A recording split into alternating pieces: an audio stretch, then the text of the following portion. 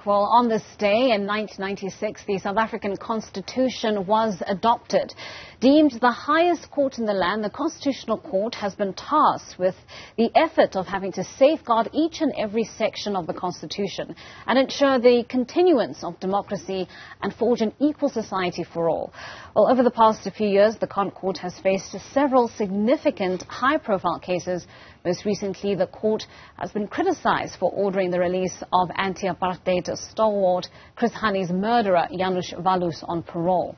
Well, for the past 31 years since its adoption, South Africa's constitution has had its custodians have to test the test of time, Well, former ConCourt judge, who's also widely recognized as the founding father of the Constitution, Justice Albie Sachs, weighs in. Justice, thank you so much for your time and thank you for joining us on Newzroom Africa this morning. Yes, thank you. And I must say, I wasn't the founding father. I was one of many founding fathers and founding mothers and uncles and aunties. It was the Constitutional Assembly that adopted the Constitution. I think I played a useful role at different times. But that was absolutely vital to give it the comprehensive character, the input, the thoughts of people drawn from every part of South Africa. It was really a magnificent achievement. And that day, when I think with an 83% majority, probably the most progressive, forward-looking constitution in the world was adopted, South Africa can feel exceptionally proud that we managed it at all and that we managed it so magnificently. No, absolutely. But, take us back to that moment in time, Justice, having successfully completed the daunting task of drafting this document, but still awaiting that approval from the Constitutional Court. What were the concerns at the time? Well, the concerns we were absolutely clear. This was an historic moment. A moment where we had to consolidate everything we'd been fighting for. We had to look into the face of everything that was ugly in our society. We had to find language, institutions, mechanisms, values, get them down on paper, get agreement, get the public to understand. This has got to be now, the way I put it at the time, we're fighting for perfectibility and against corruptibility at the same time. And so the Constitution had to be very forward-looking, very optimistic, very hopeful, and it also had to be very skeptical, very, very cautious.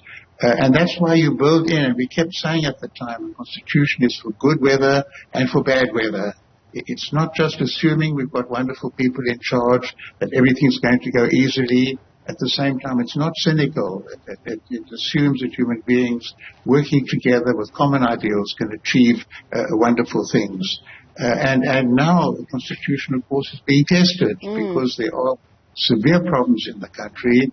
And thank heavens we have that Constitution because it provides a system, ways of working, and principles and institutions that have been created.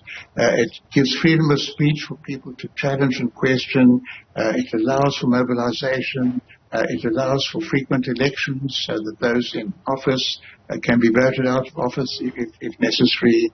It gives a very big space for the public voice, for civil society, for faith communities, for trade unions to speak, for multi-party democracy. All of these things are embodied in that constitutional democracy, and they are the things that give me hope for now. It's precisely at times of pain and uncertainty that you need this document that's out there, that was created by an earlier generation, but to transcend the different generations. No, indeed, Justice, the Constitution is no fair weather friend. And you're right, it has been tested. The transformative nature of the Constitution has been tested. Its ability to change the lives of South Africans has been tested. I think the question for a lot of people today is around the issue of relevance. A lot of South Africans starting to feel disillusioned with what the Constitution means, its powers, and how it can affect their lives. They're starting to see it as an ideal that is moving further and further and further away. What do you say to those South Africans that are struggling with that right now? Well, it's absolutely understandable for people whose physical living conditions are awful, who are battling to get into good schools, to get good education, who's struggling with issues of health and so on. It's absolutely right. In fact, the Constitution gives them the right to challenge even the Constitution. But it's the openness. It's the sense that we're not powerless in our society, that we can use our rights to bring about changes. I think that's absolutely vital at this stage. So the Constitution itself doesn't build houses or provide jobs, but it gives us the mechanisms for dealing with those issues, for trying out different kinds of leadership, for speaking out openly. You can ask me any hard questions you like, and I have to answer as well as I can, because we are an open society. But we're not a fair society, and as much as we should be, and we're certainly not a safe and secure society as we should be. But we're a very open society, and that's something that was hard won, and it's absolutely vital at this stage, at the stage of uncertainty, that we have the right to speak our minds, to mobilize for change, and to say if things have gone wrong, where they've gone wrong, if people have done well, where they've done well. You know, on the subject of, you know, how the Constitution is able to give us, you know, mechanisms to foster, to facilitate the change we need.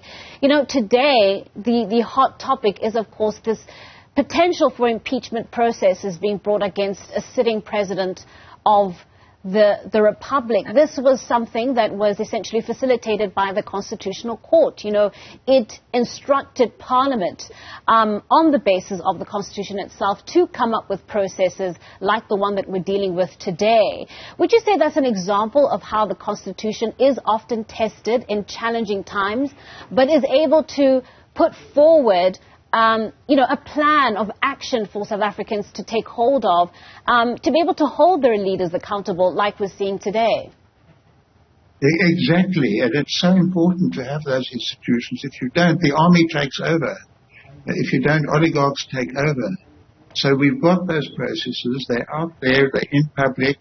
The Constitution, the court has laid down certain requisites for impeachment processes and so on, certain procedures to be followed by Parliament. The Constitution also gives the people who are aggrieved at the way those procedures are being followed to take them on judicial review. That's in the Constitution.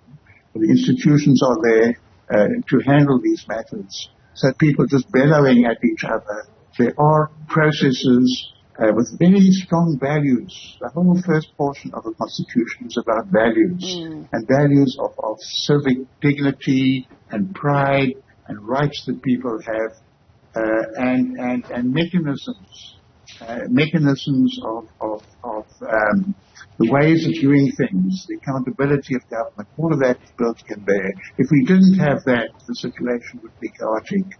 The situation is tense, it's complicated, it's confusing for many, many people, but there are processes, there are institutions, the rule of law in that sense will enable us to deal in a dignified and decent way without throwing stones at each other, without trying to shout each other down, through following the constitutional mechanisms.